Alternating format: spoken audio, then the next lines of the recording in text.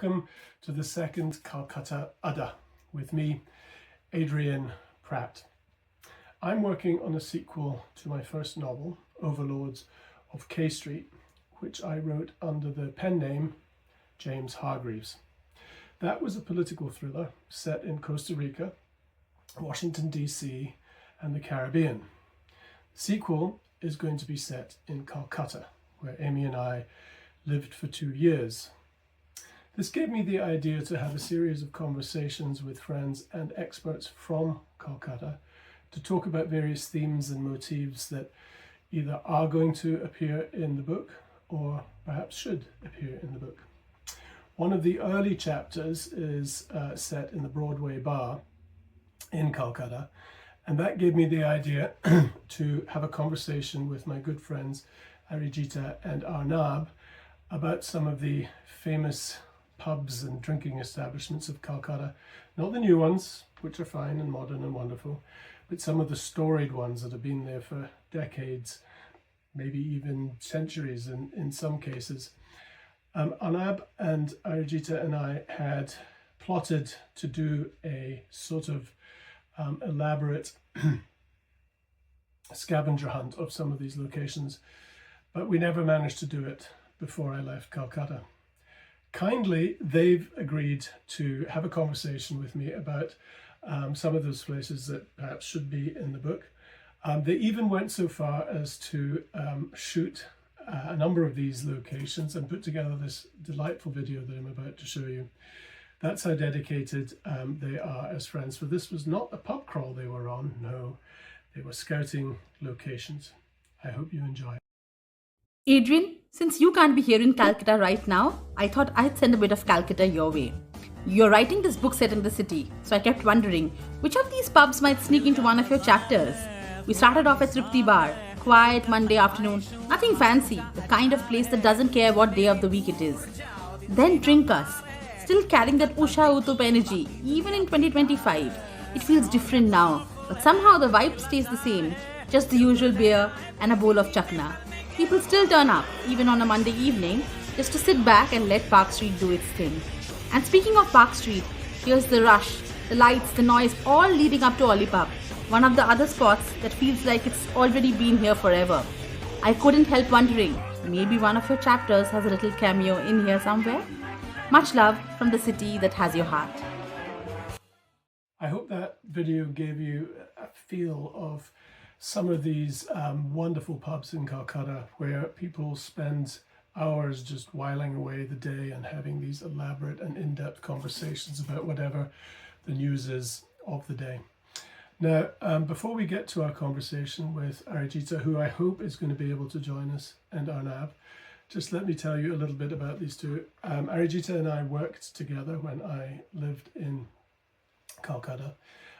And her husband Arnab has been involved in culture and event organizing for many years. She sent me this delightful biography of Arnab. Arnab knows his food, whether it's eating or whipping up a meal. He lives to eat. He loves music, architecture, and house parties, although the need for sleep sometimes gets the better of him. He plans to begin a vinyl collection program someday, but until then, he continues to be known for his minesweeper-like skills of finding, exploring, and hunting down great watering holes. His main agenda, finding decent alcohol with even more decent bar grub and grand old waiters he could chat up all afternoon. While his first love is Bangalore, Arnab now lives in Calcutta. Two more suitable persons to have a conversation about some of Calcutta's brilliant pubs and hotel bars I cannot think of. So here we go. Hi there, my friend. How are you doing?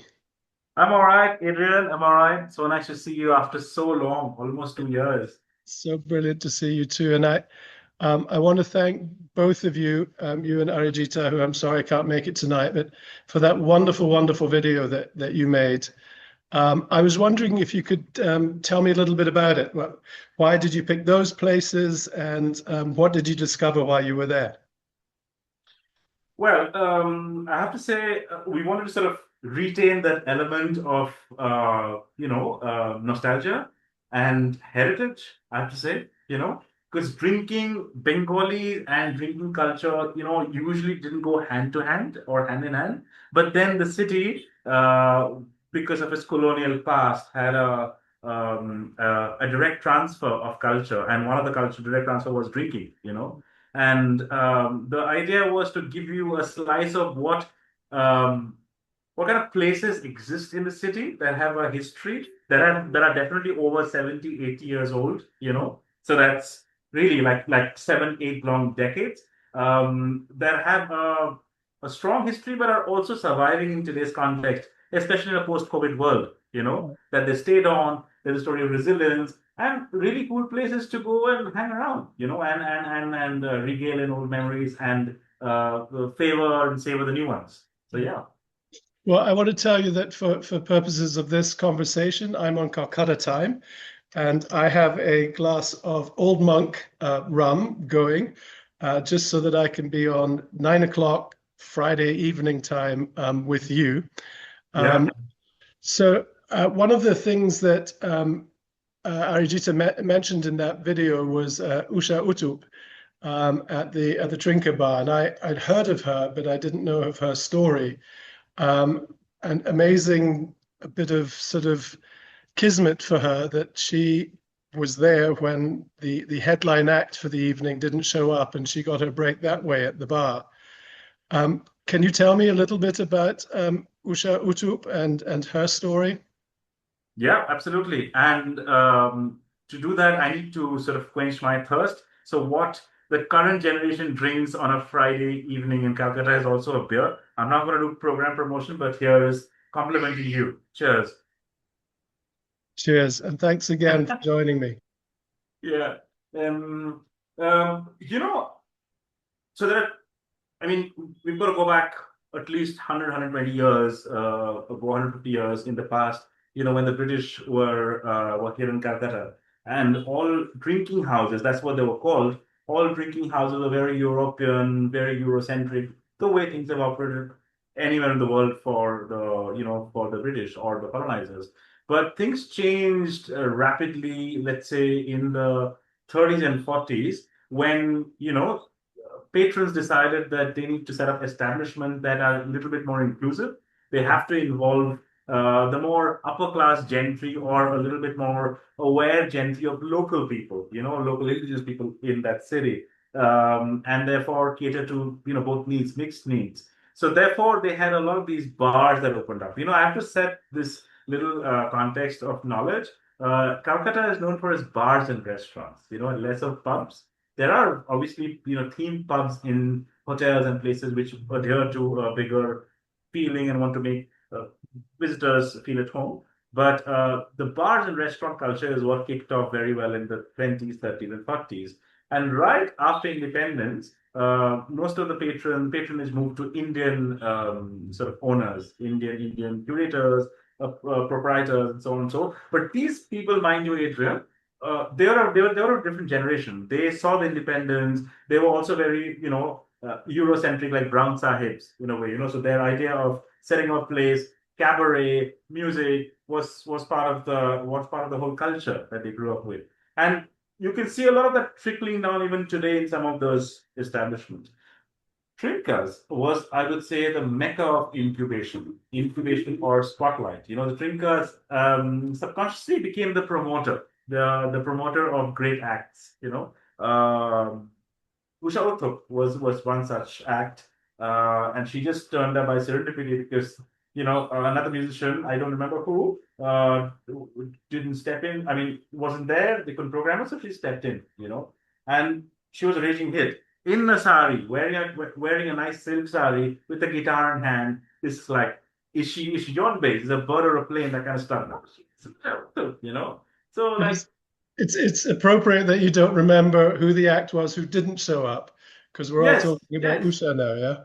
Absolutely. The other two acts I have to mention here in this call, Adrian, are very important people, pillars of Western music in India. I mean, they started. So, Calcutta and Bombay and maybe Madras, maybe Bangalore to an extent were very big hubs for a lot of Western influenced music culture because of a Christian population, an Anglo-Indian population, so on and so forth. But Calcutta was really the hub for a long time.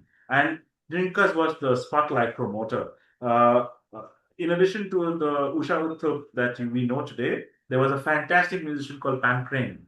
Pam Crane was a crooner par excellence. She had her own band. A lot like what Sade or Sade is. Like Sade is known for great music, but she's known for a great backline. So Pam Crane was like that, like the best. And they could do like bebop, jazz, like world music, like cool stuff. Pam Crane. The other person who really ensured full house and people wouldn't leave their drinks in drinkers, who just steep back then also was Louis Banks. The very famous musician Louis Banks.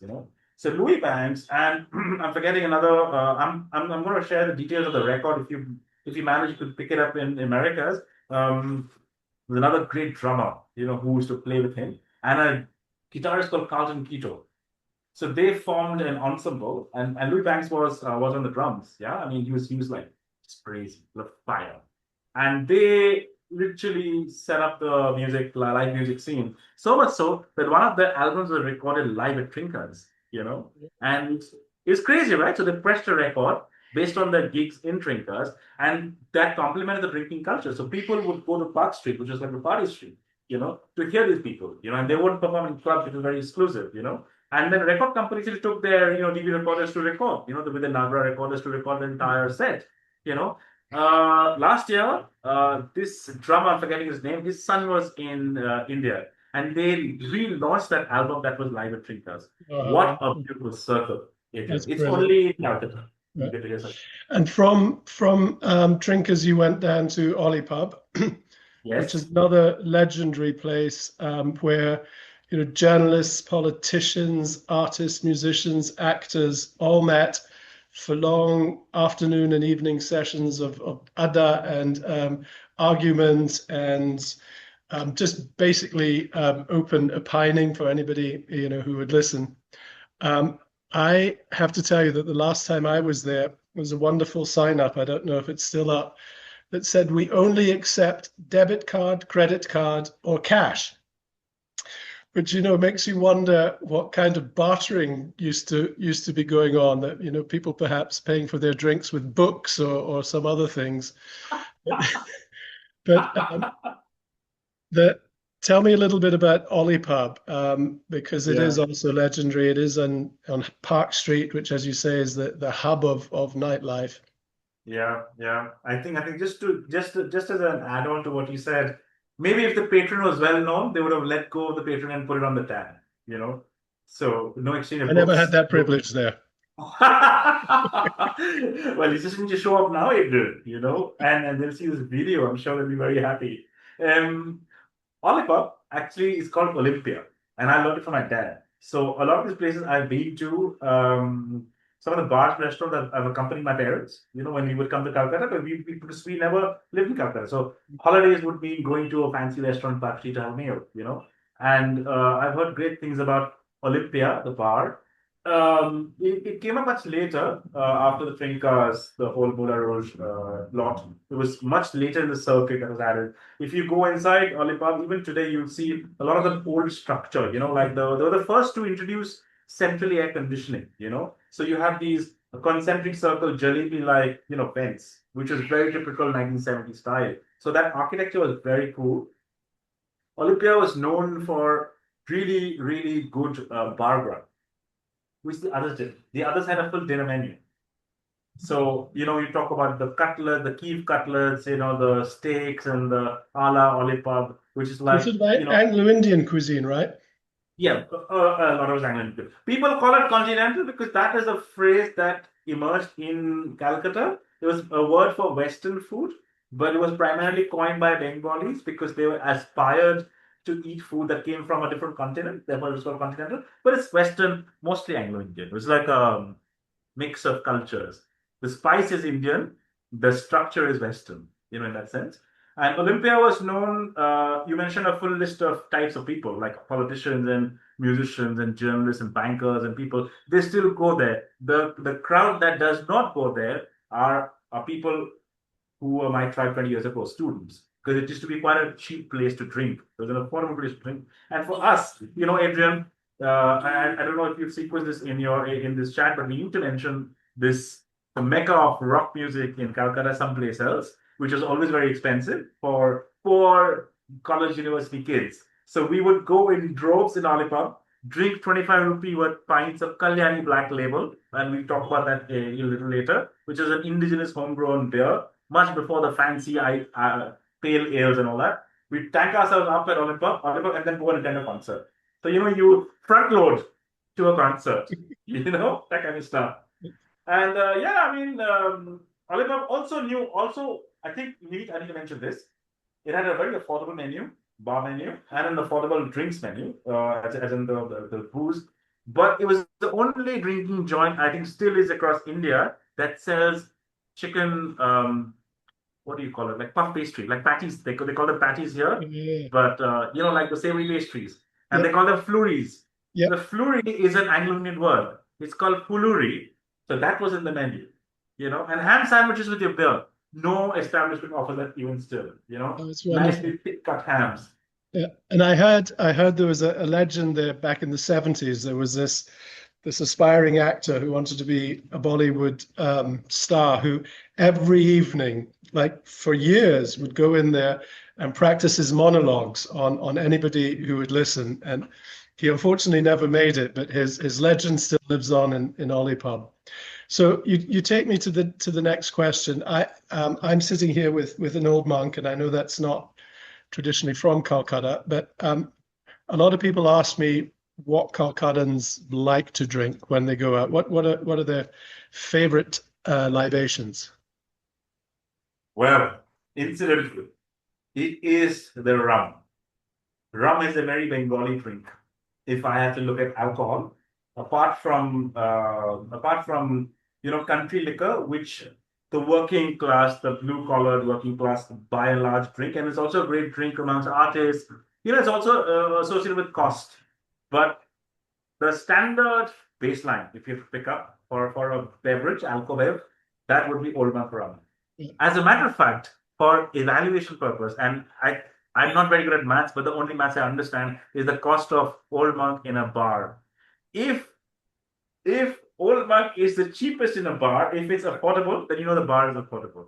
If an Old Monk is priced 3 times its cost, then you can't stick around for too long. Okay, that's brilliant. Come winter, after Durga Puja, Diwali, the Bengali will exercise the liver with just Old Monk right up to February. So it's a drink of generations, Adrian.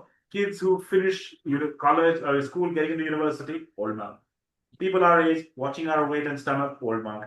Dads giving very, very desperate glances to the mothers, to give them that validation, our own Old Monk. So Old Monk is a drink of generation.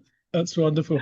Well, I can't tell you how happy I was to find it about 11 miles from here. And I have been making sure that they keep it in stock because I'd never seen it before.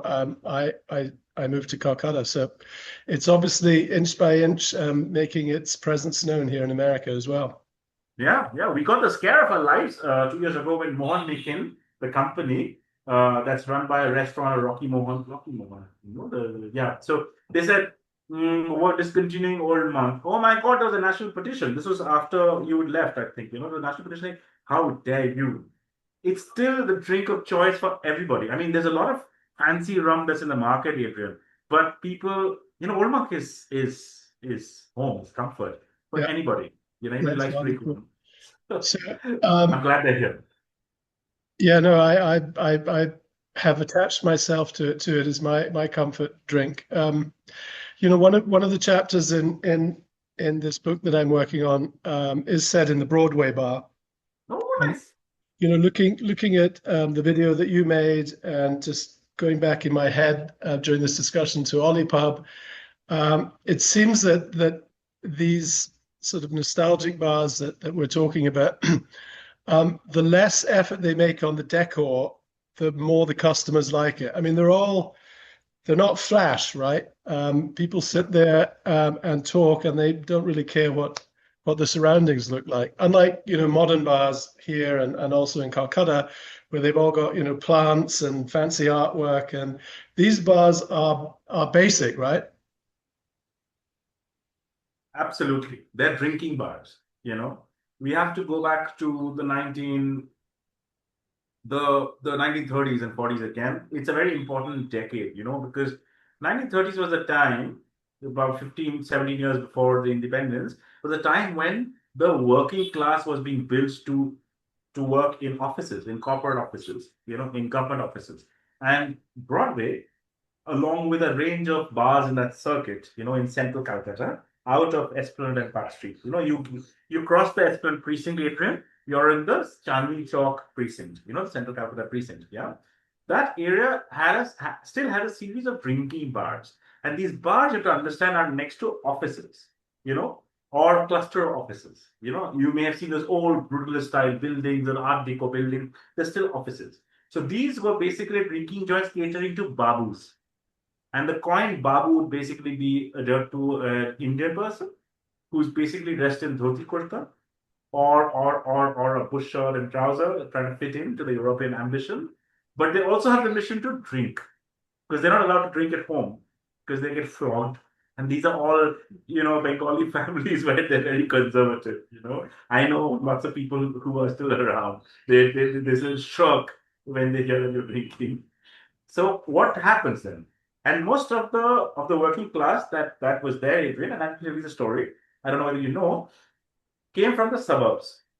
So Calcutta has a network of suburbs from Howrah all the way to Barasat to Pattangram, Salkia. Like these are suburbs that are operated for train. So at a particular time of the day, a huge chunk of working class people men back then would come into the city and work in these offices, and most of them are babus. In the evening, they'd have about an hour and a half before they need to catch their trains back home to the villages or towns or wherever they do. What do they do? Mm-hmm. Pop. They go to the drinking bars, where they don't care about the aesthetics. They don't care about what the looks are like. They only care about their whiskeys or rums or brandy, because that was a standard tipple. Line up 3 or 4 drinks and then just like literally drink like them like shots. Pop in some chana, like some chakna, no? Like chakna that we say, or chaat like they call it here in Calcutta. It's funny how the coinage is different in Delhi and Calcutta. Chaat, and then pop it in, pay the bill, and then leave. Every single day, 5 days a week, into forever, as long as they work. That's how the drinking bars came about.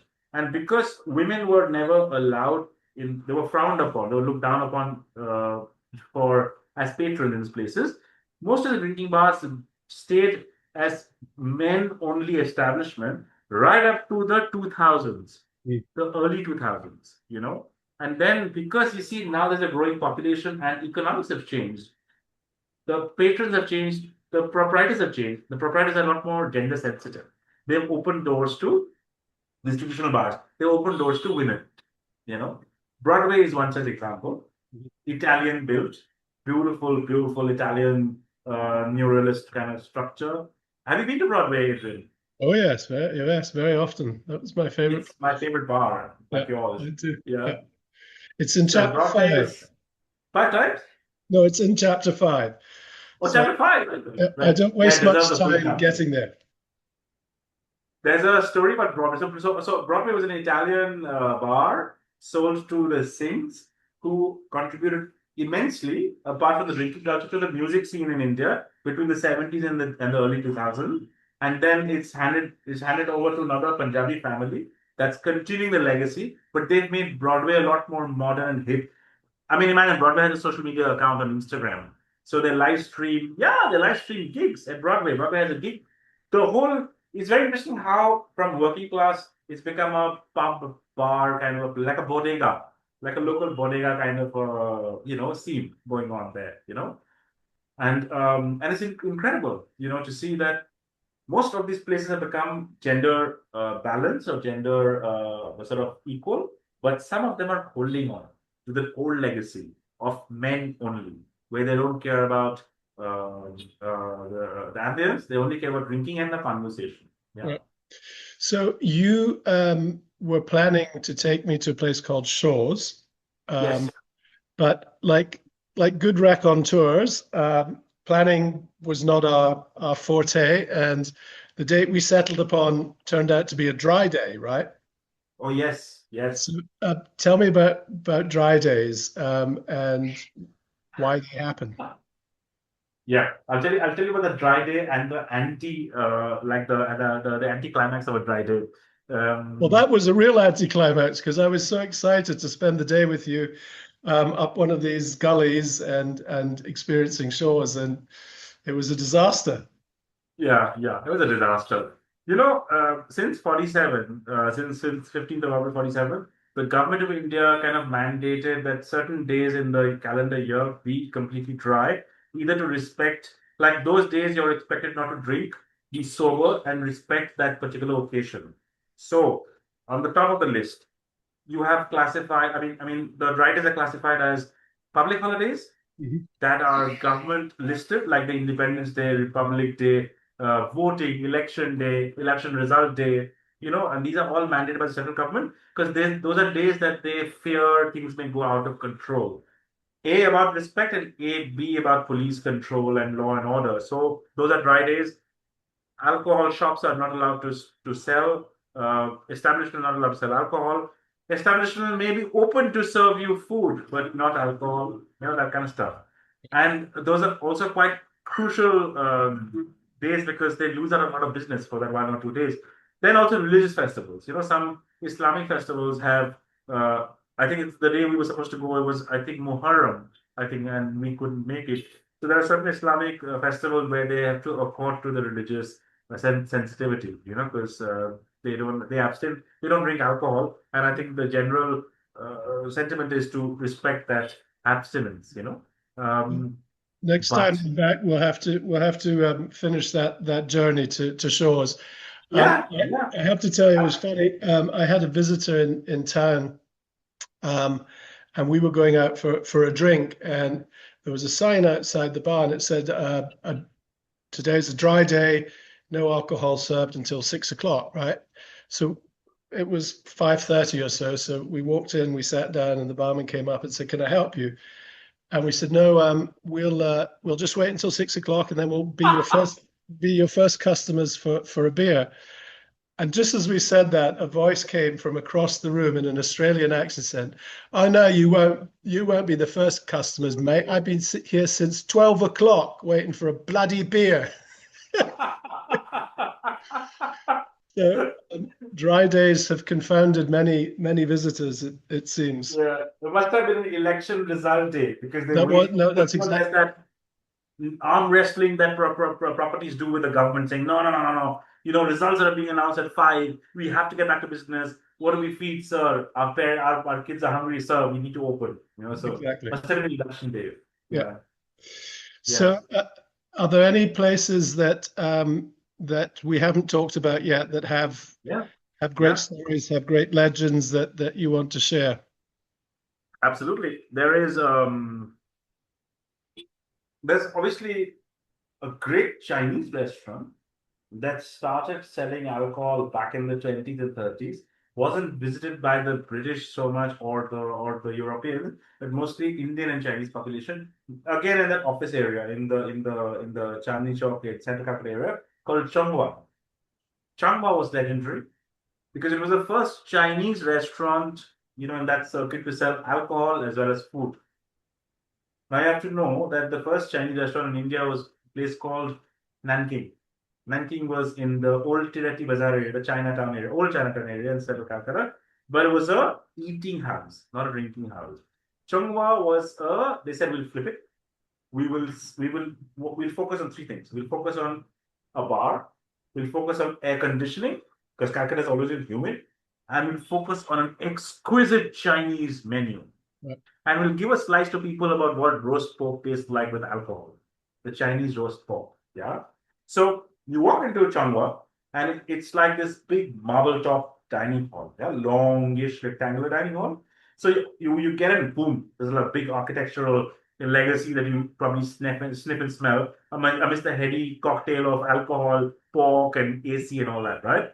And then you had these booths, like proper wooden booths with curtains on both sides.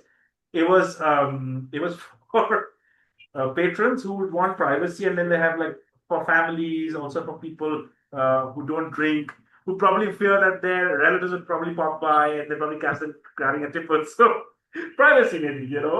But now it's kind of changed to a bit more like a, like a the nomenclature's changed. They would.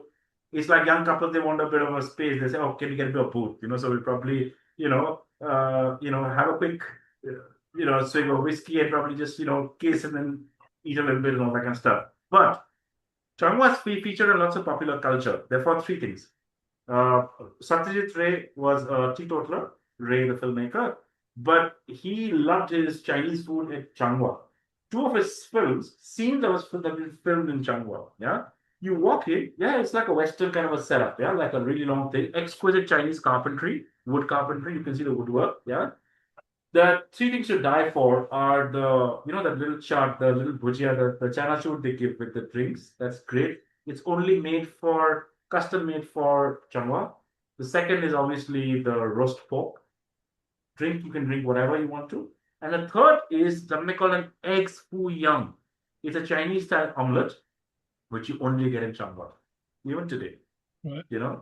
So I'm being informed that we only have a few minutes left. So I wanted to tell you a wee story and then turn it obviously into a question. But you're a Bangalore man, and my parents moved to Bangalore back in, I think, 1980. And for my business, Dad had to entertain customers, but Karnataka was a dry state back then. And so in order for him to be able to buy beer and wine for entertaining, he had to sign a government document that declared him to be an alcoholic and that he needed alcohol, beer and wine for medicinal purposes. And until the day he died, he declared that his most embarrassing day in his life when he had to sign that piece of paper. And many years later, Amy and I moved to Delhi, and I had to buy a car. And one of the questions in the document to buy the car is, "What's your father's name?" So I told that to him, and he said, "Oh, son, you're in real trouble now, because apparently, according to the Indian government, your old man's an alkie. They're never going to let you buy a car." So I tell you that story, A, because you're from Bangalore, but B, to ask you, you've talked a lot about conservative Bengali values, but is there still a stigma attached to drinking in Bengal, or is it more widely accepted part of the culture, or where does that stand at the moment? It's I mean, there are a couple of things that you can sort of approach this question to. I mean, in terms of answer, there's obviously the upwardly mobile, educated, liberal families who really don't really care. So you enjoy your tipple. Families don't mind things like that. Obviously, if you're an alcoholic, there's a different spectrum altogether. We're not getting there. So there's the My father wasn't, by the way. Of course. Absolutely wasn't, and I was allowed to buy the car. Yeah, the same thing happens in Gujarat apparently for medicinal purposes or whatever. Then there is obviously the second lot where people are families still frown upon. Yeah, there's a generation that's still around where parents probably teetotalers, so they wouldn't want their kids, even if they're grown up and married and all that, to be drinking, or they don't like the smell of alcohol. But you can still get away by drinking outside in a pub or a bar. 70% of those people who come to drink in bars and pubs in Calcutta are doing that arrangement because there's no alcohol at home. You're front loading and going back home and crashing out. And then the third lot are basically people who just don't care. They're like, oh, well, we just drink and we don't. We have problems and issues and stuff like that. So it's a combination of two. The liberal families where it's accepted, drinking culture is accepted. Down the generation, and the second set of families are it's frowned upon, but they just deal with it. That kind of stuff.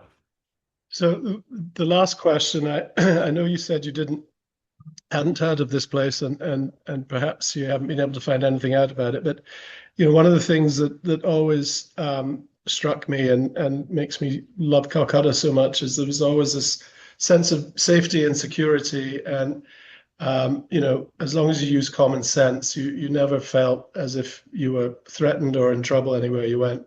But there was one place that Gudu would never take me to. He was our driver in Calcutta. It was a place called Baradura, which apparently means the bar with 13 doors.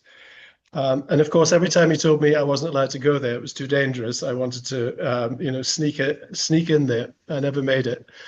But have you been able to discover anything about that? And if not, he told me this was one of the places where they served what we in America would call hooch, which is like Country. alcohol, that sometimes can not only be very, very powerful, but quite dangerous as well. Yeah, right. I mean, it's Yeah. not made scientifically. Yeah, that's true. I think he probably didn't want to take you to those places because those are, drinking joints that only serve country liquor. And the Right. clientele That's is exactly actually right. Yeah. mostly working class, you know, and they can get quite violent because that hooch really does things to your head. And only people of particular body type and constitution can take it. So it really messes with your mind. But I tell you one thing, there were some drinking areas or bars in Calcutta which were only frequented by the underworld, the underworld, the mafias back in the 80s and the 90s, or 70s and 80s. They no longer exist, so they were opened up. Lots of places in Tangra, the Chinatown, were basically Don's dens. You'd only have the mafia families going there to settle deals. So yeah. Well, you're talking to a writer here, so now I'm going to have to research that. That sounds fascinating to me. Listen, we're about to be cut off, so I just wanted to thank you so much for your time. It's so lovely to see you, and I promise you that we'll do this together in person very, very soon. Yes. Thank you, and I hope you have a great weekend and good luck in your new venture. Thank you, Adrian. And hope to set this up in real time in Broadway or someplace else, or some Absolutely, such place. Yeah. 100%. Cheers to you, Have a good one. and give my Cheers. best to Bye. Arijita, please. Yes, I will. I will. All right. Cheers. Bye.